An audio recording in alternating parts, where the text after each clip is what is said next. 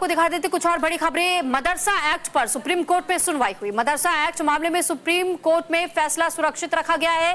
7 सालों के इतिहास को बर्बाद नहीं कर सकते हैं, ये सीजेआई की ओर से कहा गया। चीफ जस्टिस ऑफ इंडिया की ओर से इस बात का जिक्र किया गया। कोर्ट में यूपी सरकार के वकील की दलील सामने आई थी, जिसके बाद से जब ये दलील दी गई उस दौरान मदरसा एक्ट को लेकर के बात की गई थी। मदरसा एक्ट को पूरी तरीके से रद्द करना ठीक नहीं है। सुप्रीम कोर्ट में इलाहाबाद हाई कोर्ट के उस फैसले को चुनौती देने वाली याचिकाओं पर सुनवाई हुई, जिसमें उत्तर प्रदेश मदरसा शिक्षा बोर्ड अधिनियम 2004 को असंवैधानिक घोषित किया गया था। इस मामले में सुप्रीम कोर्ट ने सभी पक्षों की दलीलें सुनने के बाद से अपना फैसला सुरक्षित रखा था। सुनवाई के दौरान यूपी सरकार ने मदरसा एक्ट का समर्थन किया। यूपी सरकार ने कोर्ट में अपना पक्ष रखा। सरकार की तरफ से पेश हुए वकील एएसजी के एम नटराजन ने कहा कि यूपी सरकार ने इलाहाबाद हाईकोर्ट के फैसले को स्वीकार किया है और उसके खिलाफ कोई अर्जी दाखिल न करने का फैसला लिया है।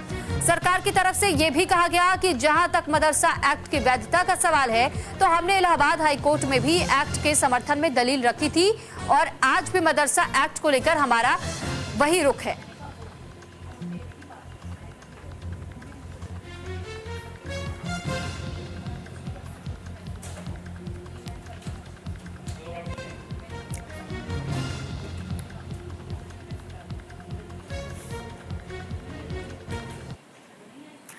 तो देखिए, हम आपको अब ये भी बता देते हैं कि आखिर इलाहाबाद हाई कोर्ट का इस पर क्या स्टैंड था।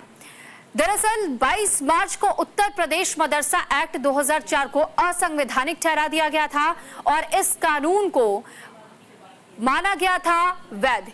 धर्मनिरपेक्षता के सिद्धांत का उल्लंघन इसे ठहराया गया था। मदरसे के बच्चों को स्कूल में भेजने का भी आदेश जारी हुआ था और ये कहा गया था कि मदरसे के साथ साथ में ये बच्चे स्कूल भी जाया करें और वहां से स्कूली शिक्षा भी ग्रहण करें। सुप्रीम कोर्ट ने आदेश पर लगाई थी अंतरिम रोक, यानी सुप्रीम कोर्ट की ओर से ये कहा था कि इस मामले को सुना जाने लायक है, लेकिन जिस तरीके से उस पूरे एक्ट को ही रोकने के लिए कहा जा रहा है, असंवैधानिक ठहराया जा रहा है, ये पूरी तरह गलत है। इसे पूरी तरह बंद नहीं किया जा सकता है, क्योंकि ऐसी शिक्षा भी जरूरी है जो कि व्यवहारिक तौर पर या धर्म से जुड़ी हुई हो। लेकिन इसके साथ साथ हम इससे भी कहीं ना कहीं पूरी तरह अपना समर्थन देते हैं कि इन बच्चों को स्कूली शिक्षा भी ग्रहण करनी चाहिए, यानी धार्मिक, व्यवहारिक और स्कूली शिक्षा जो होती है वो सभी प्रकार की शिक्षाएं दी जानी चाहिए। लेकिन किसी भी प्रकार से किसी एक एक्ट को पूरी तरह खत्म करके सिर्फ एक समुदाय को टारगेट करके ये पूरी तरह उचित नहीं ठहराया जा सकता।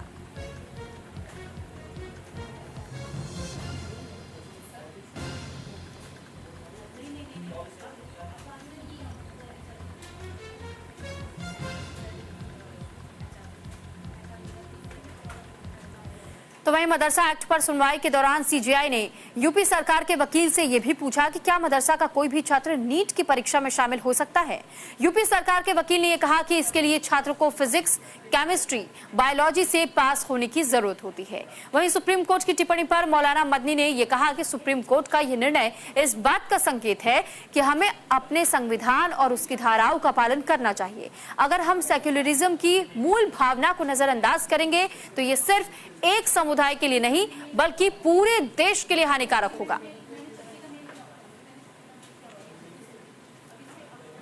सुप्रीम कोर्ट के फैसले की जरूरत ये पड़ी कि मदारिस इस्लामिया जो मुल्क के अंदर सेकुलरिज्म की बड़ी बुनियादी चीज है कि यहाँ रहने वाले हर अक़लियत को अपने मज़हब की बुनियाद पर अपनी तालीम देने की आज़ादी है।